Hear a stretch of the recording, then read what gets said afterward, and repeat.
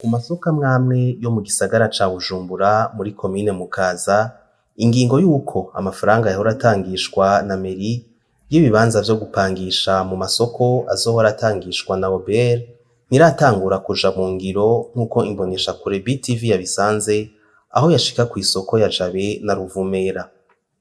Abadandaza bakamenyesha ko bakiriye neza iyo ingingo yo gutoza amahera ya OBR. Urumva ko ari ikigo ca leta, batatuhatse amahera arengayo onye twebwe twovyakira neza, kuko ikibi n'amafaranga atozwa aja mu mufuko w'umuntu, mugabo amafaranga aja muri leta twebwe aragaruka akadufasha na twebwe akateba akadushikiye.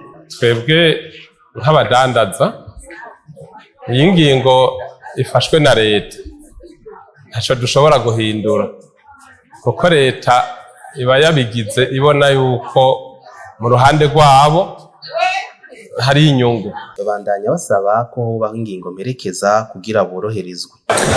Yebwe ico dusaba, itegeko ryamaze gusohoka rya leta turikwirikiza uko riri, mugabo tugasaba gusa ko leta yoca iba hafi y'urwo rwego rwa OBR kugira ngo ntiruzotudugirize ibiciro, bayatoza uko na meri yahora iyatoza. Ico twocakira neza gusumba. Ico tubona nk'ingorane, iyo hariko hatoza abakozi ba meri biratworohera kubera twarihira ku kibanza, ata muntu yiriwe araja gutonda kuri banki.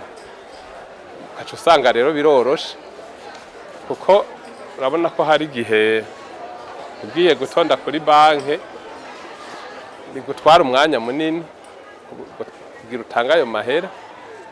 Rero twebwe nk'abadandaza aha mu Ijabe bari bakwiye kuzoraba abakozi nka bakeyi bakama hano bakayakira nka kurya abakozi ba meri bahora bayatora aho baba badufashije. Iyo ngingo ikaba yizwe mu itegeko rigenga amafaranga leta izokoresha muri uno mwaka w'ibihumbi 2023 ibihumbi 2024 mw'ibwirizwa ry'abashikiranganji nimero 540 agakwego 530 agakwego 783 ryo kuri ubu wa gatanu mu Kakaro ibihumbi 2023.